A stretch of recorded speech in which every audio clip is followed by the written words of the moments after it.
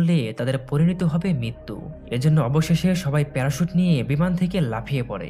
কিছুক্ষণ পর আমরা দেখতে পাচ্ছিলাম সবাই নিরাপদে জঙ্গলের মধ্যে নামতে সক্ষম হয়েছে।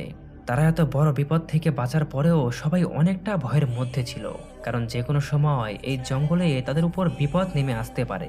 সবাই অনেক ক্লান্ত থাকার কারণে সেখানেই তাঁবু তৈরি করে। মূলত আজকের রাতটা তারা এখানেই থাকবে বলে সিদ্ধান্ত নিয়েছে। অন্যদিকে ক্যারেন স্যাটেলাইটের মাধ্যমে তার বস ট্র্যাভিসের সঙ্গে যোগাযোগ করে এবং তাদের বর্তমান অবস্থা তাকে জানিয়ে দেয়। এভাবে সেদিনকার রাতটা কোনো মতে কেটে গেলে পরদিন খুব ভোরের দিকে তারা আবার সামনের দিকে যাত্রা শুরু করে। তবে জঙ্গলের মধ্য দিয়ে চলাটা তাদের জন্য খুবই বিপজ্জনক ছিল, কারণ চারদিকেই তাদের জন্য অপেক্ষা করছে মৃত্যুফাঁদ। এভাবে অনেক সময় ধরে চলার পর সন্ধ্যার দিকে জঙ্গলের বৃষ্টি পড়তে শুরু করে। এতে করে সবাই অনেকটাই সমস্যায় পড়ে যায়, কিন্তু এর পরেও কোনো রকম করে তারা সামনের দিকে এগিয়ে যেতে থাকে। তবে তাদের গন্তব্যের জন্য শুধু বৃষ্টি বাধা কিন্তু নয়।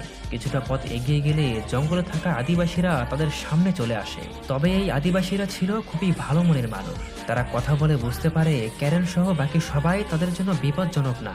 ক্যারেন যখন আদিবাসীদের চার্লস ও তার দলের লোকজনের কথা জিজ্ঞেস করে, আদিবাসীরা তেমন কিছুই বলতে পারে না। তবে তারা বিদেশি একজন লোককে এখানে আহত অবস্থায় খুঁজে পেয়েছে। এরপর আমরা সেই লোকটিকে দেখতে পাই। তার অবস্থা খুবই খারাপ ছিল। সে কোনোভাবেই তার শরীর নড়াচড়া করতে পারছিল না। ক্যারেন তার কাছে গিয়ে চার্লসদের ব্যাপারে জিজ্ঞেস করে, কিন্তু এখানে সে যখন এমিকে দেখে তখনই সে ভয় পেয়ে চিৎকার করতে শুরু করে।